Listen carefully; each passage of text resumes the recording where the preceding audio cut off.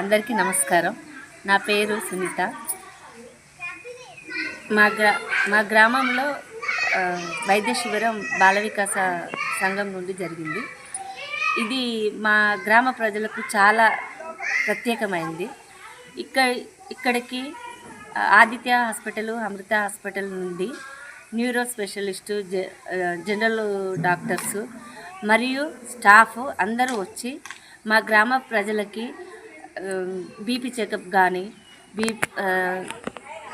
Sugar టెస్టులు కానీ చేయడం జరిగింది.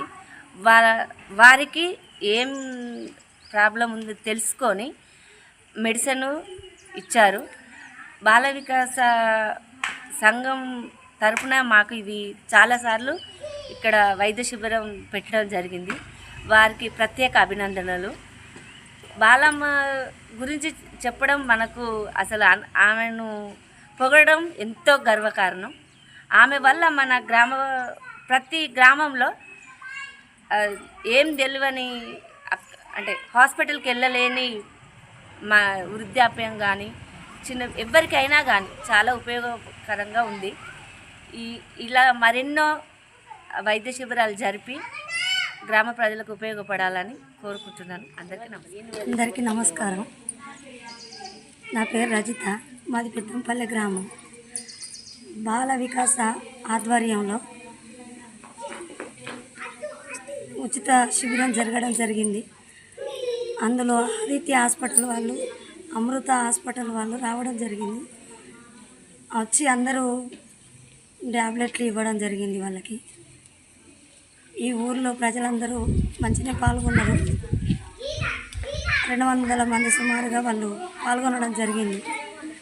బాల వికాస వాళ్ళు మాకు ఉచితం పెట్టడం ప్రతి సంవత్సరం మాకు చాలా ఆనందంగా ఉన్నది. మాకు ఇట్లనే ఎన్నో ఇంకా కొనసాగించాలని, అందరికీ నిరుపేదలకు చూపించాలి దారి అని మనస్ఫూర్తిగా కోరుకుంటున్నాం. బాల వికాస వాళ్ళకు ధన్యవాదాలు తెలుపుతున్నాం. అందరికీ నమస్కారం. నా పేరు ఎగిత కుమార్. పెద్దంపల్లె గ్రామ జమ్మికుంట ఆదిత్య హాస్పిటల్ మరియు అమృత హాస్పిటల్ వారి డాక్టర్స్ రావడం జరిగింది. ఇందులో